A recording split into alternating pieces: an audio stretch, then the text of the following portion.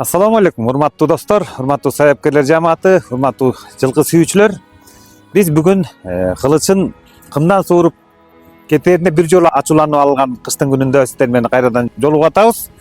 Biz бүгүн мындан аркы берүүлөрүбүздө sayapkerlerге атактанган келген мээнетин жандырган мыкты чабандастар жөнүндө берүүлөрүбүздү баштайбыз. Бүгүнкү берүүбүздүн коногу Самат уулу Байел жөнүндө болмокчу.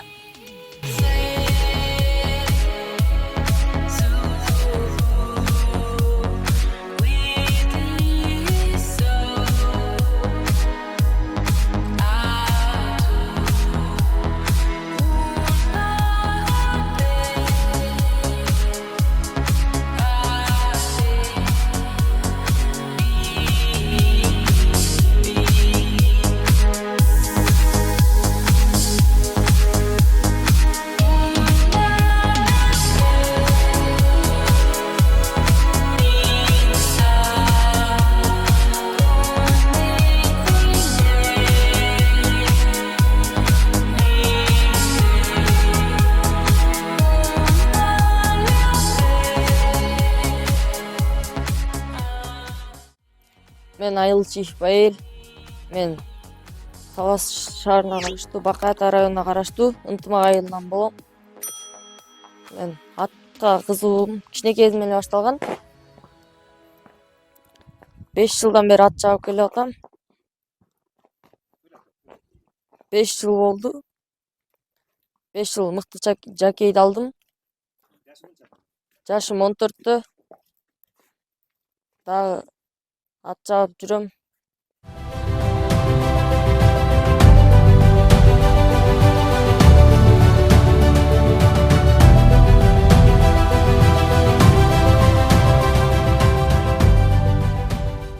Ат чабып көптөгөн ийгиликтерге жетишкем. Сейис машина уттум. Казакстанга да бардым. Бул аттын аты Бонус. Атасынын аты Метуна. Энеси Буйруса. Буну ат чабышка дайындап атак. Курманайтка дайындап атак. Кудай буйруса жакшы. Көптөгөн ийгиликтерге жетебиз деген максат менен дайындап атак. Азыр ат иштетем.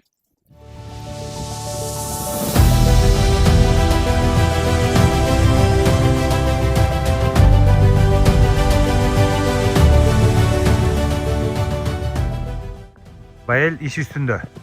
Байел мынакей алдыңдагы чоң байгелерге каты даярдык кылып мынакей Метунанын баласы Мыкты 3 жашар бышты менен даярданып атат. Көрдүңүздөрбү? Аттын жүрүшүн байкаңыздар, баланын отурушун байкаңыздар.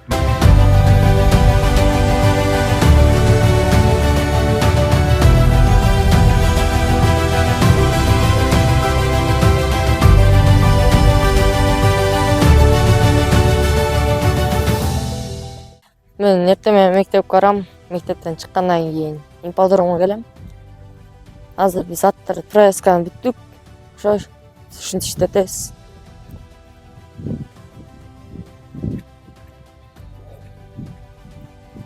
Күн сайын келем жака. Ат менем.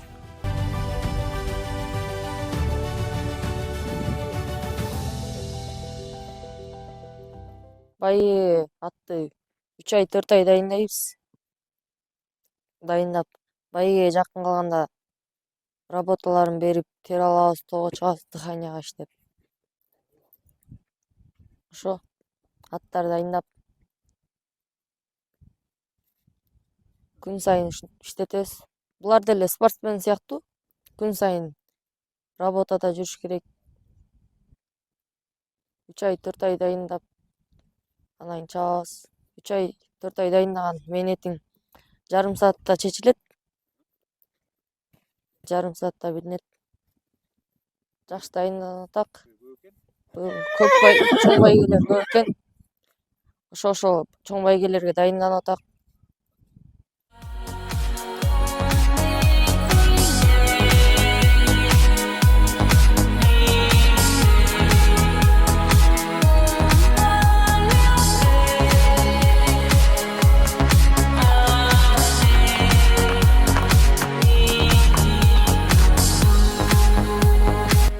Мына достор, биз эми Байел балабыздын үйүнө келип, алган жыйнаган медаль кубокторун менен сиздерди тааныштырып, ушу байелибиздин кайсы жерден эмне утканы жөнүндө да маалымат бере кетели деп чечтик. Мына өзүңүздөр көрүп атасыздар.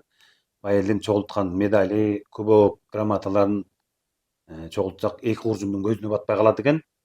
Бир ат сорго көтөрчүдөй мына медальдардын баарын жыйнаптыр. Азамат Байел эң сонун ийгилик, мындай ийгилик чанда гана азаматтар жетишет. Эми Байел бу атчаап мына эң сенин көрүп турук абдан сонун ийгиликтериң экен.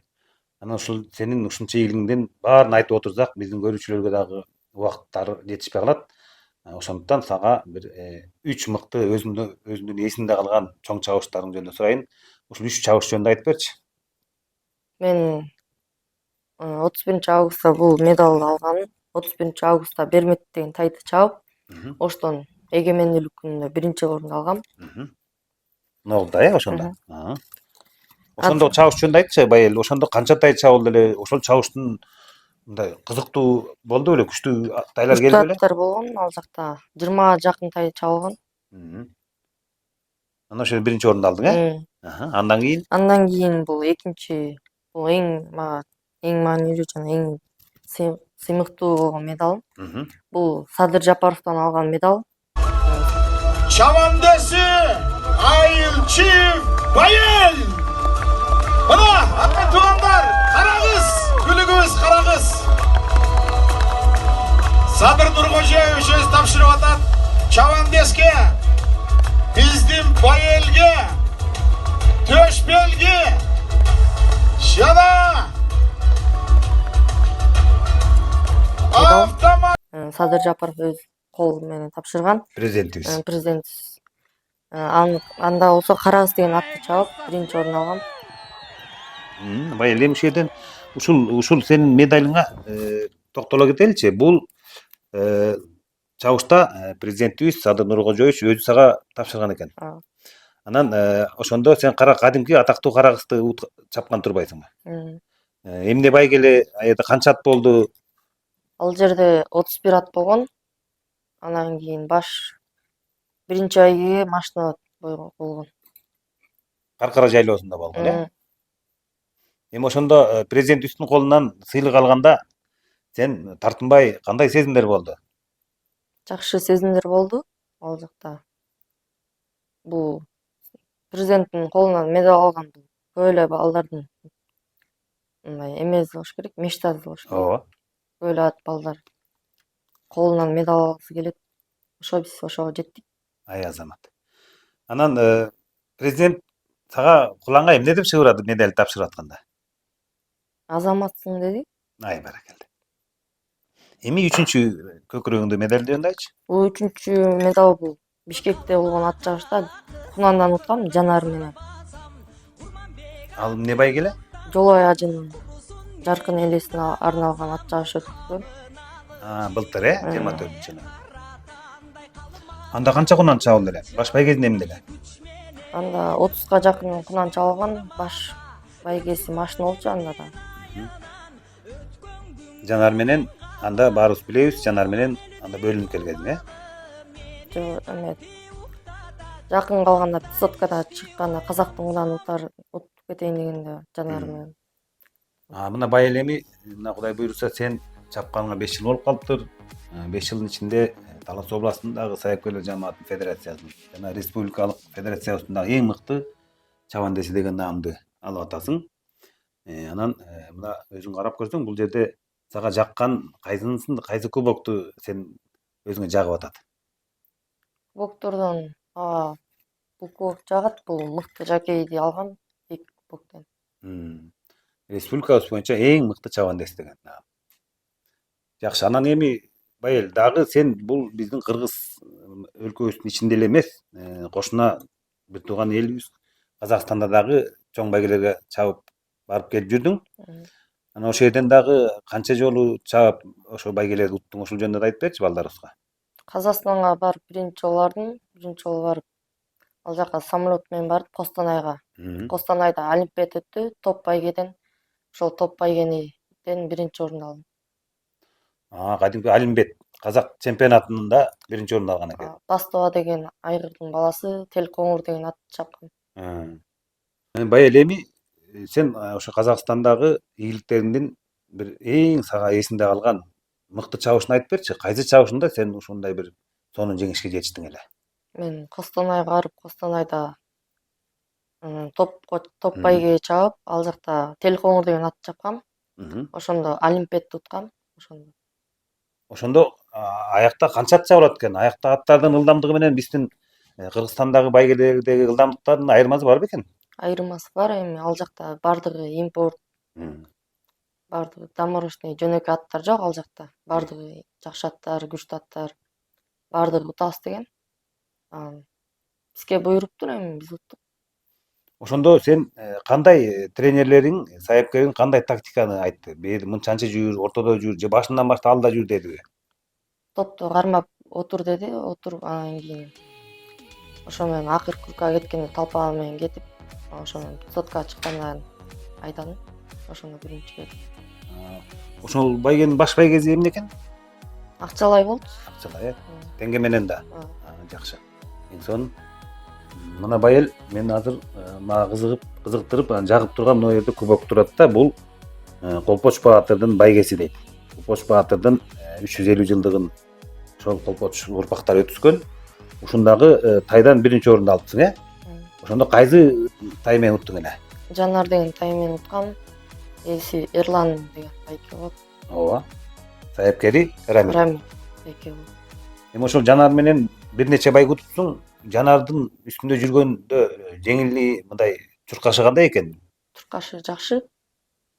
Абдан жеңил учкаяк бекен? Ооба. Жакшы. Мына байел сенин чапкандарыңды дагы биз баарыбыз көрүп, мен өзүм да көрүп абдан мындай ыраазы болуп жүрөм. Анан бул биздин Талас областындагы мыкты инсан, маданияттын мыкты кызматкери Алтынбек Шадыбеков агабыздын 60 жылдык тою ошо Талас ипподромдо болуп өттү. Ошондо сен аламан чабыштан баш байгени уттуң. Акмарал деген күлүк менен баш байгени уттуң. Ошондогу сен бир башкача сонун чаптың да, анткени ал аттын бутунда чабышканга чейин бутунда бир аз бар эле. Ошондо сен кандай ыкма менен чаптың? Чыккандан кийин жүрүп талпага көп аттар менен чогуу эрегиштирбей, барбага салбай өзүнчө жүрүп, анан кийин акыркы куркта прямойго чыкканда айдап, ошондо тактика болду өзүбүздө. Ошондо биринчи орунду алдым. Бирок байел айтсаң, ошол ат ошондо баш байгеси 450 миң сом акчалай болчу да. Ошондо небир баары келген. Анан сенин чабып аткан атыңдын угушубузча бир 2 курк калганда ат өзүнүн бутун алмаштырды, Ошондо кандай ойлор, кандай ыкмага өттүң? Ошондо атты өзүнүн мындай свободный алып жүрүп, өзү аттар менен эрегиштирбей, башка аттар менен Жалгыстап чаптың? жалгыстап чабып, сырт жагырак менен, жеңил дорожка менен чабып, анан кийин акыркы куркка кеткенде ошо прямойго чыкканда айтат. Ошону абдан сага дагы ошондогу чабандес балдар, саяпкерлер дагы сага сен ошондо чапканыңа аябай ыраазы болушту да. Ошо акыл менен аттын буту уже кетип калганда баштап байкап акырын сүйөп таяп отуруп, анан 500 метрге чыкканда камчыладың окшойт. Жакшы, эң сонун. Эми байел айтсаң, бул атты өзүң сүйүп, мына ат менен жүрүп атасың. Бул ат минген, атты сууткандан башка эмне менен алектенип атасың мектептен тышкары? Мектептен тышкары бош убактымда күрөшкө барам. Күрөшкө менен машыгам. Кайсы түрү күрөштүң? Вольник. Тренериң ким? Улан агай. Анан канча болуп калды катышканыңа? Ошо күрөш жагында дагы ийгиликтериң боло баштадыбы? Же жаңы катыша баштадыңбы? Боло баштады. 2 жылдай болду. Барып баштаганыма. Айылдан дагы мелдештерге катышып атасың да? Ооба. Жакшы эле. Бул ат чапкандагыдай уткандай күрөштөн да ута баштадыңбы? Ооба, Кудай буйрса ута баштадык. Ал жактан да. Эми сен таланттуу азаматсың, сенден бардык жагынан мыкты өнөрүң бар деп биз билебиз, ишенебиз, байел. Эң сонун. Баласы жакшы чыккан атасы төр үстүнөн сыйтабат демекчи, урматтуу достор. Мына биздин сыймыктуу байел балабыздын атасы менен дагы баарлашпасак болбойт. Мына ушундай баланы тарбиялап өстүргөн мыкты инибиз Самат. Мына сен менен да бир аз бир эки сөзүм бар. Самат, бул байелдин атка болгон кызыгуусу качан башталды эле, качан байкадың ошону? Ассалому алейкум. Хош келипсиздер. Ушу баласынын жетишкендиктерине биз сүйүнөбүз. Эми баласынын кызыккан себеби биз кичинекейибизден өзүбүз ат чапканбыз. Үй бүлөбүз менен дайындайбыз. Анда кичинекейинде бул өзүнүн эринде бала болот экен балада. Любой эле бала ат чабып кетпейт экен. Андан кийин да инилери бар, акелери бар. Көп эч ким кызыккан жок. Анан ушу байыл өзү отуруп эле бисмилла деп 6 жашында уже чаап баштады. 7-ге чыкканда 1-2-3 класста чаап баштады да. Ага чейин мындай отуруп проездга чыгып жүрдү биз менен кошулуп. Анан отургандары өзүнүн эмелери уже адамга билинет го бала. Деринде бар экен да анан өзү уже чабам деп умтула баштады. Анан ошо чаап ошо менен до конца алып кетти Кудай буйрса. Анан бул ошондо эң алгачкы чапканда салмагы канча эле? Салмагы 25 килограмм болуш керек. Эң биринчи чапканда Алексеевкага чапкан бергечи. Экинчи болгон Бысмылда деп чапканда. Анан экинчисинде Көкташка чаптык. Анда бир болду. Анан ошо менен эле шаарга барып өз менен проездга алып жүрүп тере алганда концовкаларга отургузуп работаларга анан ушинтип. Анан чоң бойго түштү. Элдик чабышка 54 кунанын арасына түшкөн да. Биринчи боюнда эң чоң. Бул Бишкек шаарынын ипподромунда, Акбул Ак майданында ошондо 54 кунанын арасына чапкан да. Ошондо 6-чы болгон да. Бысмылда деп. Ошондо карагыс бир болгон да. Кунандан. Анан Самат мен ошо сурап атканымдын себеби бул ошо чыканактай эле болуп өзү. Эң алгачкы отуруп жүргөндө менин да эсимде, менин бир абдан ээн баш мындай бир мындай үркөнчөк кунаным бар эле, эсиңде? Эсимде. Ошого отурусканда ошо эң чаап баратты, бирок менин атым бурулуп, ойноп, тоңкуп кеткенде бир аз ооп калды эле. Бирок ошого карабай кайра күчөп, мыкты кайра отурду эле да. Мен бул Манас айылында өйдө жакта чабыш болгондо ошондо аттан кулап ошондо токтотобуз дегенбиз негизичи. Болду балам менен. Анда бул кичинекей иниз төрө эле болчу. Бизде 2 кыз 1 уул болчу андачы. Азыр иниз бар Кудайга шүгүр. Ошондо токтотобуз дегенде бул айтты: "Ата, ушунча чабып калдым. Токтотпойм, чабам" деди да. А биз чаппай эле кой деп чоң аталар баарыбыз каршы болдук. Өзүм чабам до конца деди. Эми чаптым да ушунча ийгиликке жетип атат. Бул баланын кубанычы башка экен ийгилигичи. Ат чапкан бир тең экен, баланы чапкан бир тең экен да негизичи. Ошондо сезимдер балаң Ощущение башка болот да. Башка бирөөнүн атына отурса дагы балаң утканы бир тең да. Өзүң атыңды чапкан бир тең, балаңдыкы бир тең болот экен да. Ошо да мына карасаң, мына өзү быйыл канчадасың? 14, мына 4-5 жылдын ичинде мынонча эки куржундун көзү толтура болгон медаль, кубоктор, баардыктар бул ушундай чоң ийгилик. Анан бул эми сен өзүңдүн иниң дагы баарыбыз билебиз. Казак кыргызга таанымал мыкты саяпкер Адилет. Ошо Адилеттин аттарын чаап үйрөнүп, анан ошо менен алдыга чыкты да. Көбүнчө Адилеттикин чапты да. Биз эми өзүбүздүн аттарды чапканда өзүнүкүн чабып аттан бош убак болгондо баягы үзөңгүлөш достордукун, үзөңгүлөш байкелердикин чабып аттык да. Эч кимге жок деген жокпуз, баардыгына отуруп чабып аттык. Куржуну кур эмес, Кудайга шүгүр. Жакшы, анан бул өзү дагы бир аз тартынып айта албай койду. Бул казак туугандар дагы чоң байгелерге апарып жүрдүңөр да. Казак туугандарга барып аттык. Бир 2-3 жолу, 2 жол самолет менен учуп бардык. Калган ошо Кызыл Ордодо дос балам бар. Эмил деген. Ошолордун аттарын көп чаптык, ошол жака көп бардык да. Анан сен эми өзүң саяпкер катары ошо эки жакка көп чыгып атпайсың. Анан байкасаң, бул байыл ошо бердеги мындай байгеге чапкандан да, тиякта байгеге чапканда мындай коркуу сезими болуп, мындай кетенчик деген жокпу? Жок, андай болгон жок эми. Бул менин атасында ошондой болот экен да. Баягы любой эле байгеге биз Кыргызстанда болсо деле ушул ат чабышка баратканда Кудайдан тилейсиң да, аман-эсен чыгылбай, сүрүнбөй келсе экен депчи. Анан любой борьбага түшкөндө негизи балада бир көзү жүрөк болуш керек экен да. Чапканда. Байыр азамат ошол жүрөктүүлүгүн мына өзү көргөзүп, ошо казак туугандар дагы булардын Олимпиад жана казак чемпионатынын чабышында дагы мындай биздин саяпкерлер тили менен айтканда пейс деп коет го, азыркы мода тилинде аты ылдамдык. Ылдамдык кандай айырмалык болуш керек? Эми ылдамдык аларда жакшы болот, катыраак чабышат. Негизи Костанай жакта дистанция азыраак чабат экен. Аламандар 18ге чабылып атты. топпай кез 16-га чабып ушундай экен да. Дистанция азыраак коет экен. Ылдамдыгы кутулгандай да. Ылдамдыгы катуу болот экен да. Эми ошондой ылдамдыкта да үстүнө чымчыктай болуп бекем отуруп чабып аткан Байел Азамат мына бекемден монча күбөк медаль дагы канчасы албай калды деп атасың. Ооба, эми алынбай калды. Анча мынчаларга тартуу кылдык, ошол жерден сурап бизге да бериңиз дегендерге биз эчкимге жок деген жокпуз. Ушу медалдарыбызды берип аттык, канча мынча көңүл жакындарга, балдарына ырымды алып кетишип атты. Ушу биздин балдар ушундай ат чапсын, ушундай даражага жетсин деп. Эми ошо биздин сыймыгыбыз, мына Кудайга шүгүр, ушул даражага жетип, элибиздин алынып калды. Элдин уулу болсун деп тиленебиз, эми элге кызмат кылган, келечеги кең болгон. Ошо элдин ууру болгонун мына азыр эле айта берсек жарашат. Эл ууру болуп мына небир деген намыстарды алып келип атат, урууга алып келип атат, улутка алып келип атат, айылга алып келип атат дегендей. Анан сага рахмат, чоң рахмат. Анткени ушундай баланы, эл жүрөк баланы жакшылап тарбиялап, ат үстүндө ойнотуп үйрөтүп жүргөнүңөргө чоң рахмат. Анан Самат, эми сен бул дагы айта кетчи, бул чабышка барардын алдында балага кандай сен кеңештер берип атасың? Мен негизи балам чаап жүргөн, ушунча жүргөндө постоянно мен курук жээкте болгонун байкасасыз.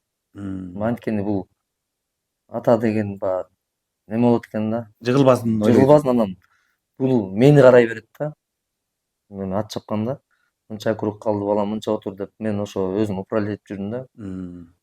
Кармап отур, анча мынча вообще ушул убакка чейин кулагына неме салып рация менен чапкан жокпуз да. Бир эки эле чаптык рация менен, ата калган бүт эле мындай өзү ойлонуп өзү чабып атты да. Курукта жүргөндө деле, ат иштетип жүргөндө ошо айтабыз, атты түшүн, сез, ошолорду карма, кандай жүргөндө тактиканы ойлон. Если ат кароозу кетип калса, до конца кубалаба, буту кетип калган эмки бой деле болот депчи. Ошолорго чейин үйрөтөбүз. Эми бул ат деле арзан келбейт да. Канча деген акча келет, канча деген мээнет, эмгек, өзүңүз деле билесиз. Ат үстүндө жүрүсүз. Биз ушуга да түшүндүрөбүз балама, если кароозу кетти, жетпейсиңби толпага, токтото эле кой. Эмки скачкиге чыгабасың, Кудай буйрса депчи. Бирок Кудайга шүгүр, ушул убакка чейин чапкан бай кезинен кур болгон жок да. Барган жерден байгел болуп келип аттык. Майгөтөн уурубуз деген ушул да. Анан баягы мындай кеп бар го, атаң жанында турганда арстаның мышыктай болуп калат, эч нерседен коркпой каласың дегендей. Сен ошол айлампанын жанында турганың бул үчүн абдан аска тоодой тирек болуп атса керек. Ооба да, ошондой деп коем да, өзүм да ойлоп. Казакка барганда постоянно мен ошо курук жээкте отурчумун да. Анткени буга дух берип, коркпой чап депчи.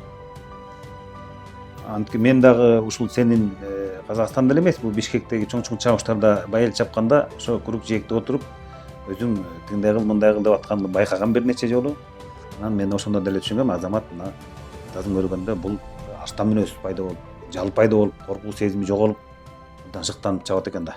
Байел мына могул жерде мен сен уткан, ийгиликке жетишкен 50дей медальдарды көрүп атам. Жана айтып өткөндөй, эки куржунун көзүнө батпайт экен. Анан ушул жердин канчоозу биринчи, канчоозу экинчи, канчоозу үчүнчү, ушул жөнүндө айтып берчи. Бул жерде 20га жакын биринчи орундар бар.